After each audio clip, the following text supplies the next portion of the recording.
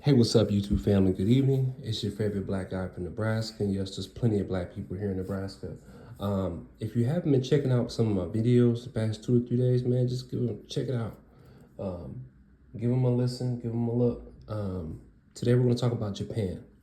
Okay, we're going to talk about the black people of Japan, and we're also going to talk about the black samurais of Japan. So, like I said, if you haven't got a chance to look at my other videos, check those out. If not, if you just started, hey, you can check this one out, and you can go back and check out the other videos.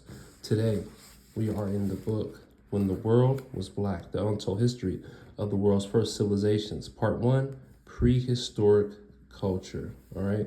So we're going to talk about the people of Japan, the black people of Japan, that no one desires to talk about because of, eugenics and history that has been rewritten, forgotten, thrown out.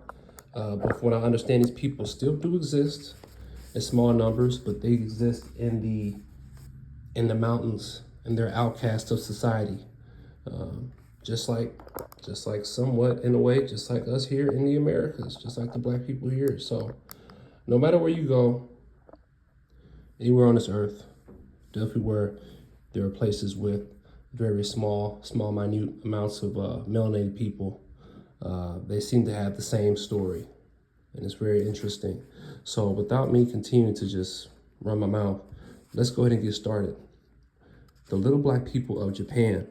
In a 1903 study of the racial elements of Japanese history, Karl Kiyoshi Kawakami wrote, "The first inhabitants of Japan were probably pygmies." Now, we see this a lot. We see this everywhere, not everywhere, but a lot of places where we talk about the original inhabitants of these places.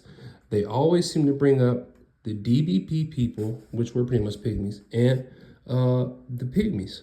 And we know what these pygmies look like: little black people who lived in hillsides and vaults along the coast of the Pacific Ocean and the Sea of Japan. This thesis, maintained by professors Koganai and Tsuboi of Tokyo Imperial University, is based upon the results of excavations and upon traditions compiled in the Kajoki and other records. How many years ago and whence this small race came to our land is a matter of conjecture. They were the race of the Neolithic, or perhaps of the Paleolithic stage. So this is not just the opinion of the author. This is another source. And from the name of this gentleman, Mr. Kiyoshi Kawakami, he is not melanated. So he is just telling you what he's found from his studies and from his research. In this groundbreaking 1895 work, The Pygmies, Armand de Quatrefages, professor of anthropology at the Museum of Natural History of Paris, says the original people of Japan and other adjacent islands. So this is what he's going to say about these people. On the north, Formosa is the last place where the race of which we speak has preserved all of its characteristics, but it reveals its ancient existence beyond this island by the traces it has left among the present populations. In the little archipelago of Losho, Basil Hill, Chamberlain found out certain points. Some men very black, by the side of others who were almost white. Ancient traditions in Japan speak of formidable black so-called savages who were subdued and driven away only with great difficulty. Quatrefages adds that human remains confirm his theory.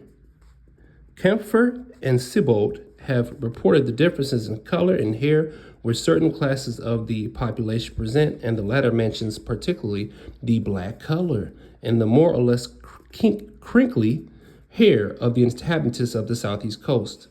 Long since I mentioned these characteristics that confirm the opinion first propounded by Pritchard relative to this invention of a black element in Japan, and this element can only be referred to the Negrito race. The examination of Japanese skull from the Baroka collection has fully confirmed these conclusions.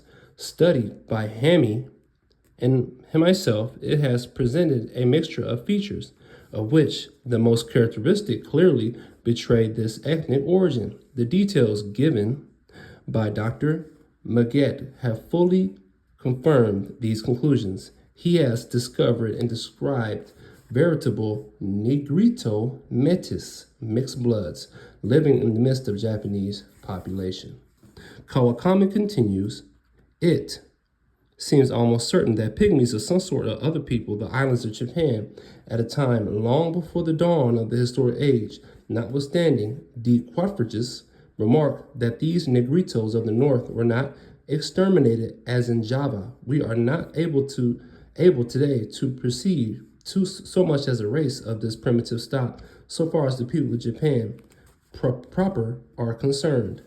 In Reiki and Formosa, our new territories, we may perhaps recognize to a greater or less degree a certain relation to those early peoples.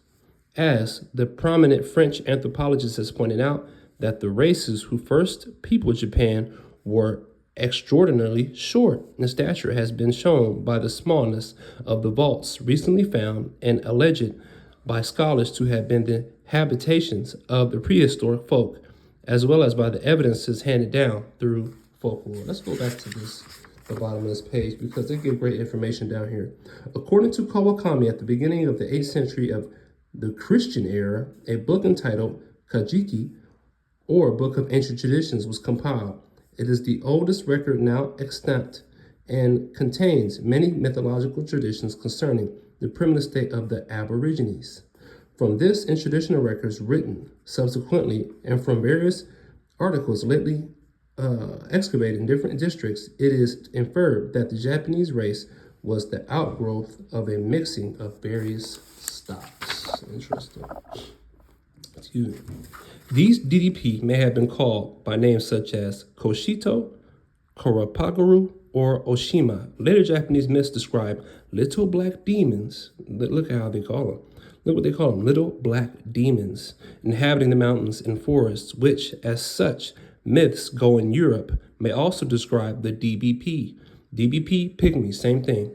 What happened to the DBP of Japan?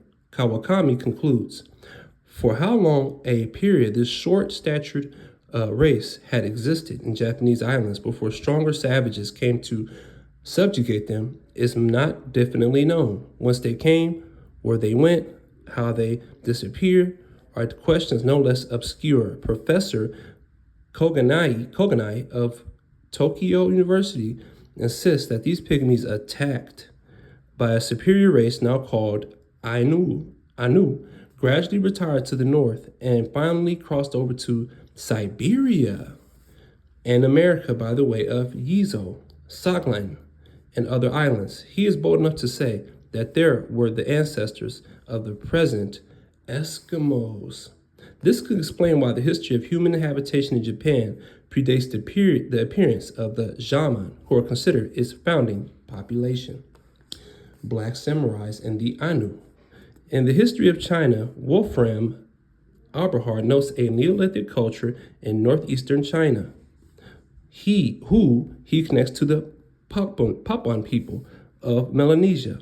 He says that they come from southern China, as did a southeastern culture of blacks who went on to settle Australia. In Eberhard's analysis, both groups influenced the ancient Japanese culture. In other words, Japan was once a diverse array of black people, most of them of the Australoid type. Today, we'd have a hard time tracking down the descendants of those early populations. Yet there is one indigenous population in Japan that has maintained some of its unique heritage by remaining distinct. They are known as the Ainu. Who were the Ainu? The Ainu don't look like Japanese. Today they can be best described as pale-skinned people who look somewhat Caucasian.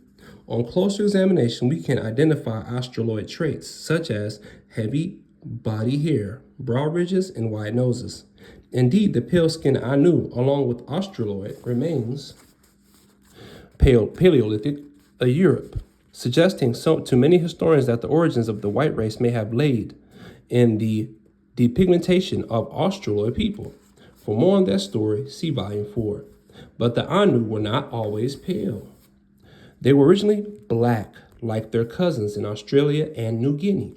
If you follow the trail provided by photographs from the early 1900s and work your way backwards to watercolor paintings from the late 18th century, you will see the gradual color change among the Anu.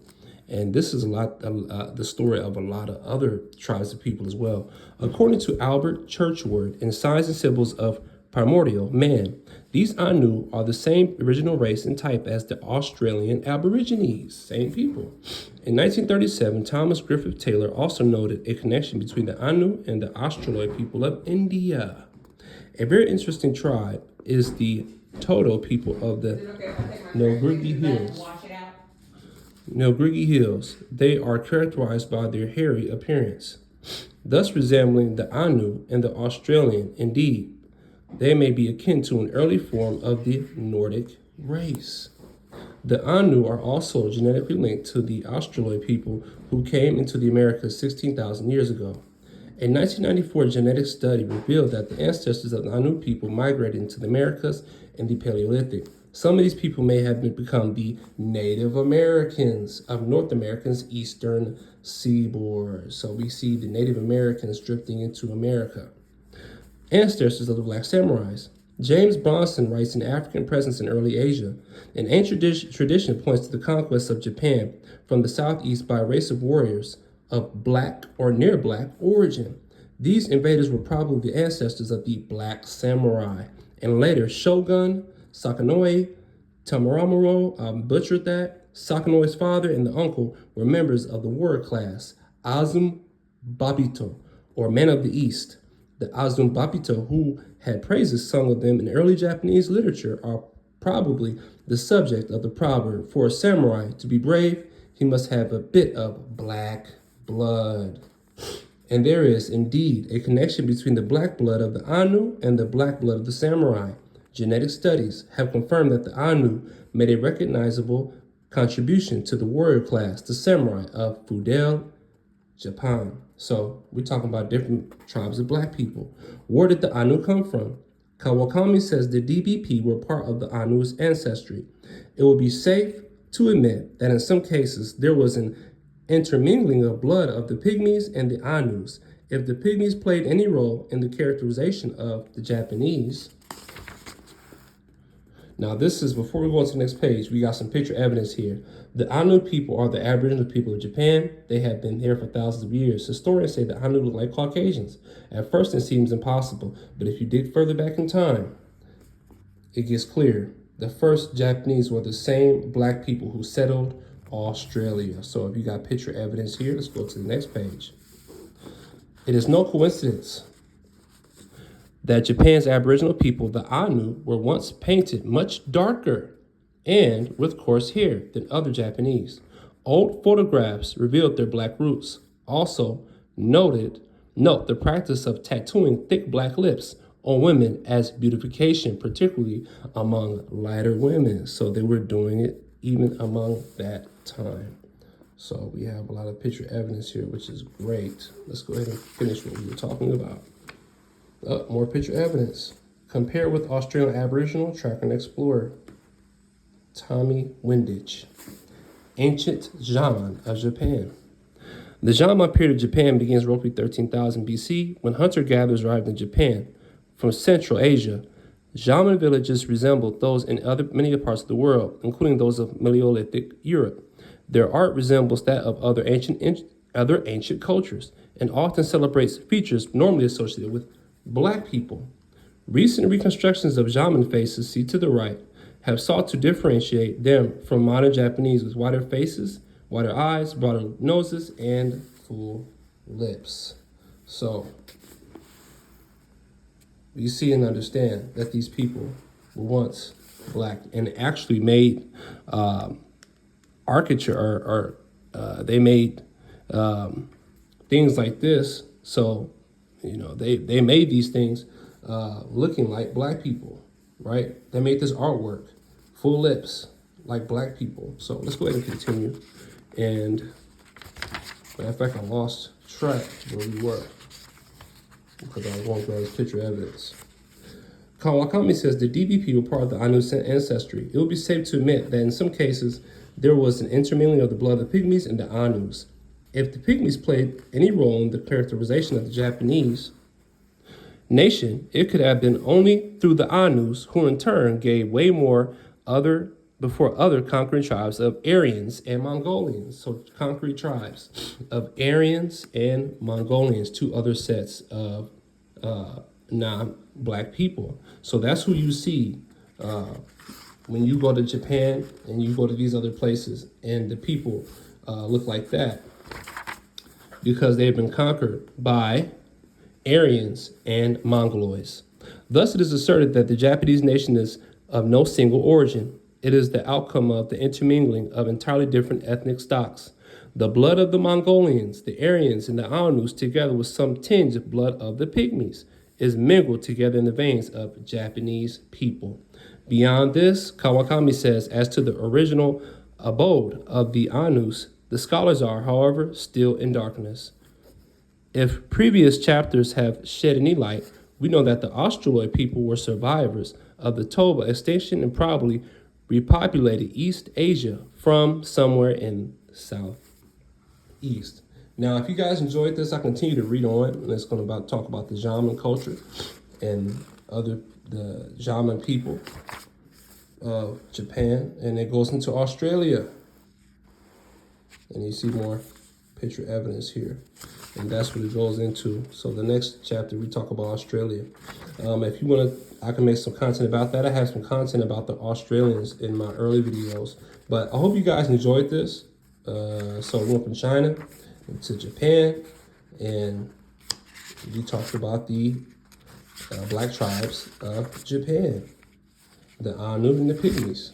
So hope you guys enjoyed that. It's your favorite black guy from Nebraska. Please like, share, and subscribe. I'm out. Peace.